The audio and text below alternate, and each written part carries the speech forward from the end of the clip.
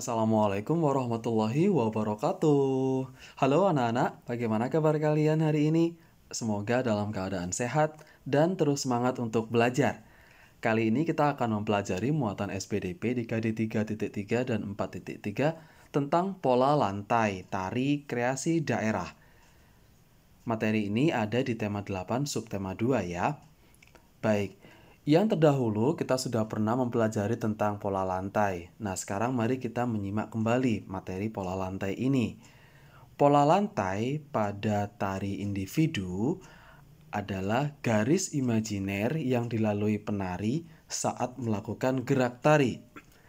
Sementara pada tari berkelompok, pola lantai bisa diartikan sebagai garis di lantai yang dibuat oleh formasi penari. Nah, itu dia pengertian pola lantai. Ada dua garis yang menjadi dasar untuk membentuk pola lantai, yaitu garis lurus dan garis lengkung. Pada pola lantai garis lurus yang bisa dikembangkan yaitu adalah formasi horizontal atau mendatar, diagonal, kemudian garis lurus ke depan, zigzag, segitiga, segi empat, dan segi lima. Sementara dari garis lengkung, pola lantai yang bisa dikembangkan yaitu berbentuk lingkaran, angka 8, lengkung ke depan, ataupun lengkung ke belakang. Nah, sekarang mari kita simak di sini. Ada beberapa gambar yang menjadi contoh pola lantai pada tari individu maupun pada tari berkelompok. Bisa kita lihat di situ pada tari individu yaitu ada beberapa formasi atau ada beberapa gerakan yang dilakukan oleh si penari. Pada gambar A, si penari bergerak ke depan. Kemudian pada gambar B, si penari bergerak secara diagonal. Pada gambar C, si penari bergerak horizontal. Pada gambar D, kembali penari bergerak secara diagonal ya.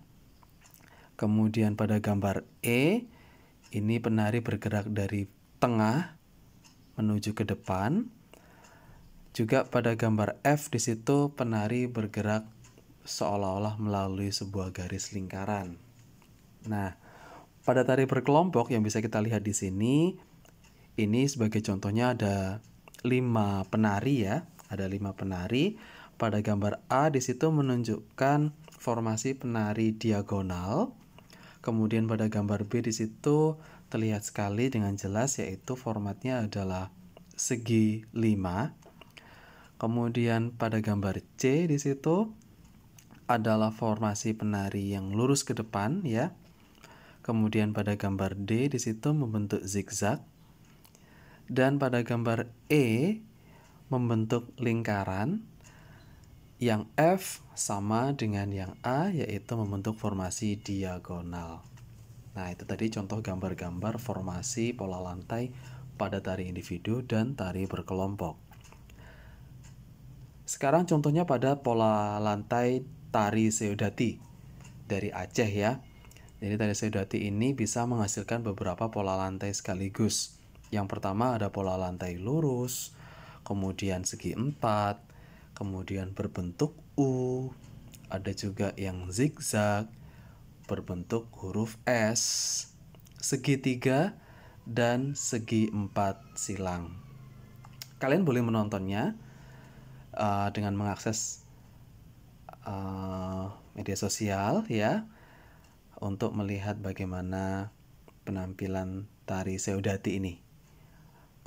Selanjutnya anak-anak, di Indonesia itu banyak sekali ya ragam tari daerah. Nah, di buku kalian juga tersedia daftar tari daerah seperti ini. Ada beberapa tari yang mungkin kalian sudah tahu sebelumnya dan sudah familiar dengan kalian. Namun juga mungkin ada beberapa yang kalian belum terlalu mengenal ya. Nah, itu tugas kita untuk mengenal dan melestarikan tari daerah di Indonesia. Baik. Untuk selanjutnya di sini tentunya sebuah pertunjukan tari itu akan terlihat lebih indah dan estetik ketika diiringi, ketika diberikan sebuah iringan ya. Jadi tari daerah yang ada di Indonesia itu berkembang sangat banyak sekali dan beragam anak-anak. Dan tari daerah itu menggambarkan tradisi dan tata cara kehidupan penduduk di suatu daerah. Tarian biasanya menjadi ciri khas pertunjukan pada upacara adat atau peristiwa penting. Nah, penyajian tari daerah ini akan lebih lengkap dengan iringan. Iringan itu ada yang berasal dari tubuh manusia seperti tepukan tangan, hentakan kaki, ataupun suara-suara dari mulut ya. Namun ada juga yang berasal dari berbagai alat musik, baik itu alat musik tradisional maupun alat musik modern. Yang terlihat pada gambar ini adalah alat musik tradisional ya. Nah, yang berikutnya adalah mengenai makna pola lantai tari daerah. Jadi, dengan adanya berbagai macam tari daerah itu tentunya memiliki pola lantai yang berbeda-beda pula. Terdapat pola lantai yang mempunyai maksud yang biasanya banyak ditemukan di tari-tarian keraton di Surakarta dan Yogyakarta. Namun tidak terlepas juga pada tari-tarian modern juga terdapat maknanya ya. Dan ada juga yang tidak memiliki makna. Bila kita perhatikan dua gambar di samping itu, yang satu adalah tari jaran kepang dan yang satunya adalah tari bedaya ya. Nah, pada pola lantai horizontal pada tari jaran kepang itu tidak memiliki maksud apapun. Sementara pada tari bedaya, pola lantainya dikenal dengan nama rakit lajur yang dimaksudkan menggambarkan 5 unsur pada diri manusia, yaitu cahaya,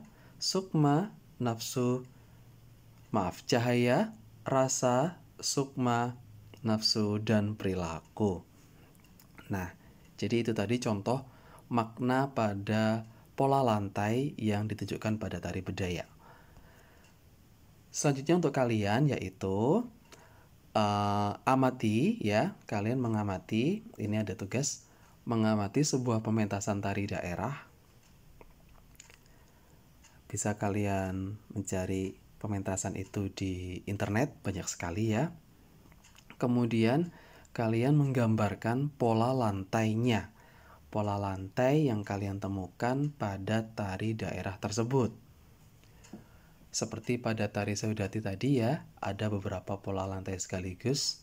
Nah, untuk kali ini kalian menyebutkan 3 pola lantai saja ya.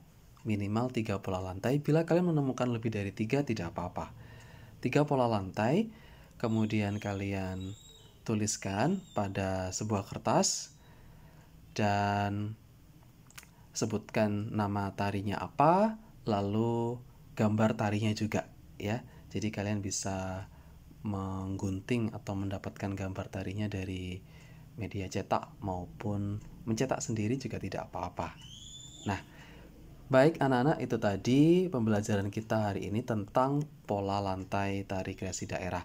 Terima kasih sudah menyaksikan video ini. Tetap sehat, tetap semangat. Walaupun secara virtual, kalian harus tetap semangat belajar. Sampai ketemu di video-video berikutnya. Wassalamualaikum warahmatullahi wabarakatuh.